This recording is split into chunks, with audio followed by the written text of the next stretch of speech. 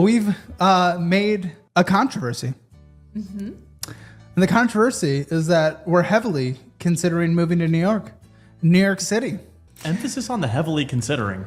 Yes. Can we put emphasis on that, Caleb? More emphasis on the word heavily. Yes. And this has been incredibly controversial. I started watching Caleb Hammer about a month ago, maybe a month and a half. I enjoy the financial audits. It's something I can listen to while I'm driving for work. And, you know, honestly, it's kind of funny to see people have their little train wrecks and be like, oh, dang, I'm glad I'm not like that. But on the other hand, too, I've learned a bit from it. Things not to do that other people are doing. I probably would never have done myself anyway, but it's nice to know that I'm doing some things right. I've learned a little bit about markets, and it's kind of encouraged me to save a little more and, you know, where to put my money.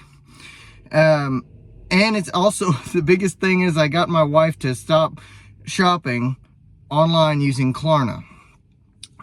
Obviously, you know, I can I paid off what she owed. Just said stop messing with these apps. So she's not messing with the apps anymore.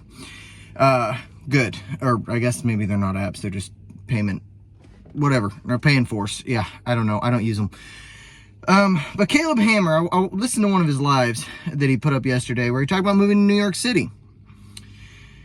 My gosh, Caleb, I know, you know, single guy, you want to be in a walkable city, that's fine. I have no, like, do whatever you want to do, man. I don't care. The dude's way better off than I am. He's got millions of dollars.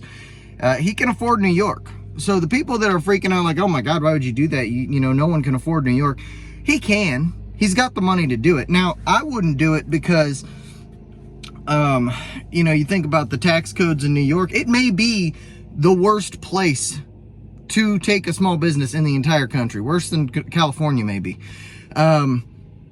If you move to New York with your small business, you will be paying an arm and a leg in taxes. And probably if you decide to leave, you will still be paying them taxes for a while. Now, they talked about on the live, they talked about crime, and they said, oh, Austin is much more violent than New York City. Look into the crime reporting, the way people report crimes in New York versus Texas, and you may have a little bit of a change of heart there. I've been to New York a few times. Did not enjoy it. People were very rude. I personally like a little more spread out. I like to be in a place where people just leave me alone. I don't even like neighbors. Like, they're good people and all. I just don't want to be that close to them. But if that's what you're into, have fun. But people are generally rude. It's a pain in the ass to go anywhere. I mean, you know, get a taxi, sit in traffic for, you know, 45 minutes, just to go a few blocks. I mean, I can't even begin to describe to you how annoyed I got, the last time I was in New York. Now, there's good food out there. It also stinks. It smells bad. New York just smells bad, but maybe that's just me and I'm not used to living in a big city. But, you know, it's not really my place to tell Caleb where he should or shouldn't leave. He seems very giddy about it. He seems like me when I first, you know, I got out of college and I was like, ooh, I might move out to, you know, to Montana. And I was very excited, so I understand the excitement. I think he's been talked into it by his buddy there a little bit. But you know, again, I don't really care. But the main thing I really want to talk about is Caleb is kind of doing what all the big YouTubers do. And now when I say, is he losing touch? Now, he's not losing touch with reality. He's not losing touch with, you know, what makes financial sense. What he's losing touch with is, you know, when you're a small YouTuber, you're very in tune with what your audience is saying, because, you know, if you get 10 comments, you're going to pay attention to all 10 of them. If you get 50,000 comments, you're not going to pay attention to every single one of them. So I've seen on a lot of financial audits, people, you know, asking, hey, bring a normal person on who actually wants to get better, not a crazy person. And that's something that probably will never happen, because these things are good for clicks. The titles have gotten progressively more and more incendiary, clickbaity. The thumbnails, you know, they go the same way. He started screaming more, the little high-pitched voice. I can't say that I care about that too much either, because I find it entertaining. It is entertaining. I like the train wrecks.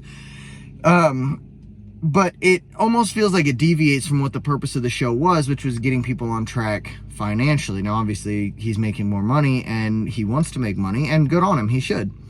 But it seems as though this is a pattern many YouTubers follow. I'm going to take my favorite example, Tim Pool. Tim, you know, he followed his ego. He chased the money. He moved, built a compound, realized that wasn't going to work, had to move out of the compound. You know, realize he couldn't live with all of his friends because people started sleeping together and crazy things happen. But when YouTubers start chasing money, they realize that clickbait is where it's at. They realize that, you know, incendiary thumbnails, and the tone and tenor of a highly produced show is different from the actual, like, authentic speaking to the audience where most YouTubers start. And I can't say that that wouldn't happen to me if if all of a sudden my channel had 200,000 subscribers. I don't care if it does or not. I've got a good job. I've got a good career. I don't particularly care. But I don't know what that would do to me. I would hope it wouldn't do anything. I would hope that I would be able to continue to stay grounded and talk to my subscribers, talk to the people that watch my videos as myself, like I have been for the last however long I've been on this channel. On and off, I should say. I've taken several, you know, many month breaks, but I would just hope that people could be a little more authentic, and they're not. You can kind of tell, like, with the post-show teasers and things like that.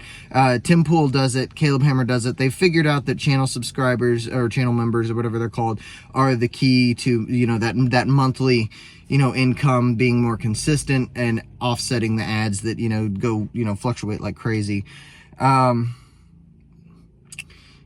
It's very interesting. Merch is another big one, you know, merch, and then sponsorships. Caleb does a ton of sponsorships. And again, he's perfectly welcome to make all the money he wants. I'm just observing that he's following this arc that many YouTubers follow, where they start their show being very authentic and gather a core following, and then they start to get the clickbait followers. A lot of them are younger. A lot of them are just watching for entertainment. Like myself, fully admitted, I watch Financial Audit completely for entertainment purposes. I am under no illusions about it any other way. I watch it to be entertained. But it's interesting to watch that. I just really wanted to comment on how this pattern of YouTubers, particularly in political and financial spaces, this is what they do. This is the way it goes. And if you're a fan of Financial Audit and you're upset about the way that this is going, honestly, don't worry about it. If things start going badly, he's got the resources to deal with it. Another thing people tend to do also, real quick, before I go, I want to add this. They start to identify a lot with the people to whom they're subscribed on YouTube. So like Tim Pool, a lot of conservatives started to identify with him. And then when it came out, you know, about him sleeping with his old producer and the Jack Murphy stuff and, you know, grifting for money and all of that sort of thing, things went sideways. And I think there's a lot of fiscally conservative people with a lot of overlap in politically conservative that are seeing Caleb move from Texas to New York, and they're being like, oh my God, he's a lefty. He's not as right wing as I thought he was. And I do think that that's happening. So don't identify with people too much, you know. They're not being authentic with you on the internet. They're doing it for clicks, and you have to go in knowing that. Be a little cynical. You'll feel better. It's good to be back. I like making videos. I'm going to try to make a few more over the next few days, but we'll see what happens. I've got one in mind, though, that I really want to make. I've been trying to since Monday. But with that said, give the video a thumbs up if you like it, subscribe if you're not subscribed, and let me know how I did in the comments, and we'll talk to you later.